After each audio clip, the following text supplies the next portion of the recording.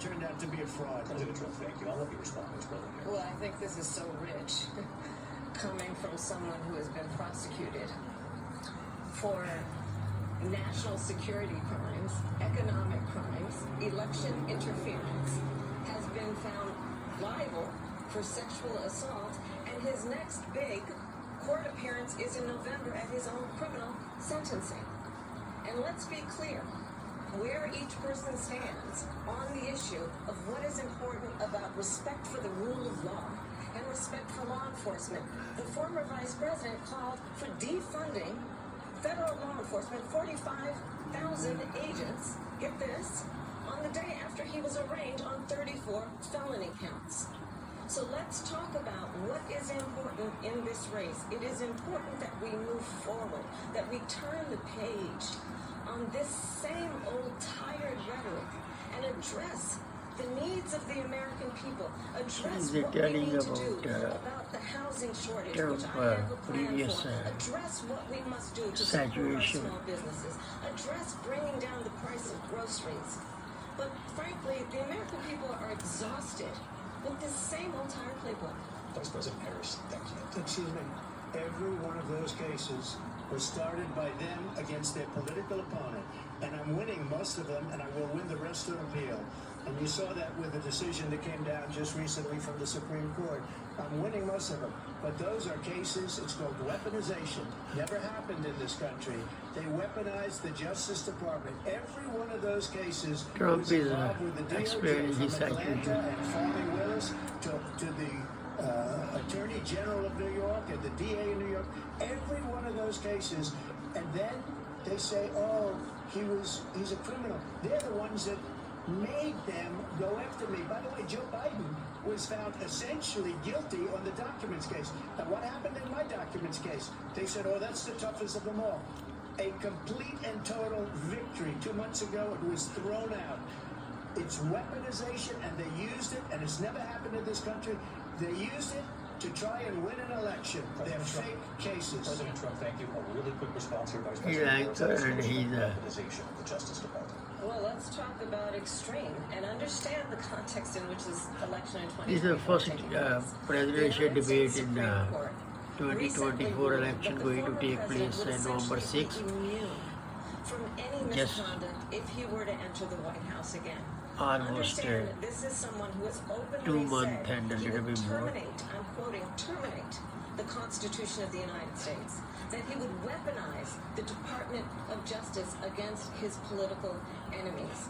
Someone who has openly expressed disdain for members of our military. Understand what it would mean if Donald Trump were back in the White House with no guardrails. Her background is that she was attorney, then she became prosecutor and senator, attorney general in California. And she's the anchor here. They are asking questions. She's the one that weaponized, not me. She weaponized.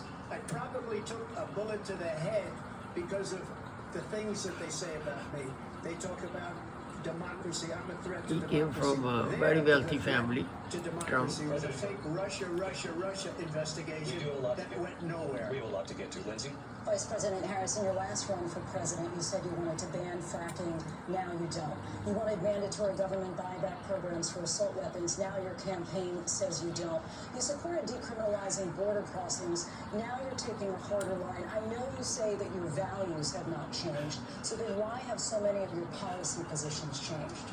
So my values have not changed, and I'm going to discuss every one of at least every point that you've made. But in particular, let's talk about fracking because we're here in Pennsylvania.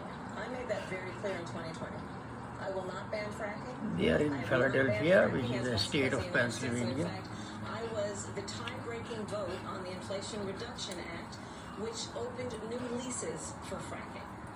My position is that we have got to invest in diverse sources of energy so we reduce our reliance on foreign oil.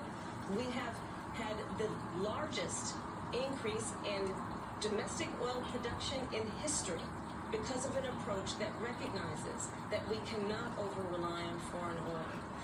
As it relates to my values, let me tell you, I grew up a middle-class kid raised by a hardworking mother who worked and saved and was able to buy our first home when I was a teenager.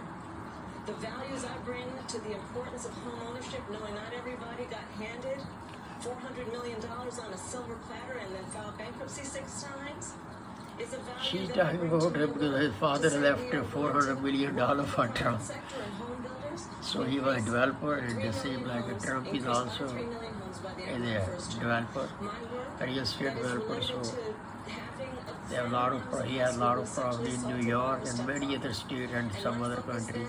On protecting women and children from violent crime. He used to live here not far from where I was. The importance of standing up for those who are most vulnerable.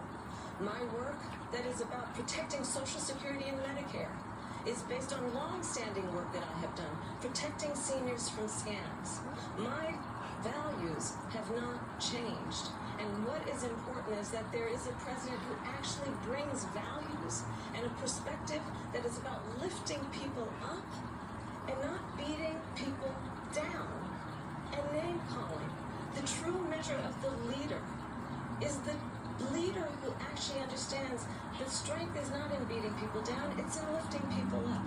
I intend to be that president.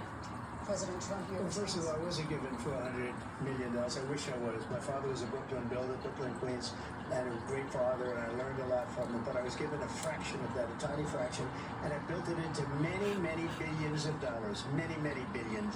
And when people see it, they are even surprised. So we don't have to talk about that. Fracking, she's been against it for 12 years. Defund the police, she's been against that forever. She gave all that stuff up very wrongly, very horribly, and everybody's laughing at it, okay? They're all laughing at it.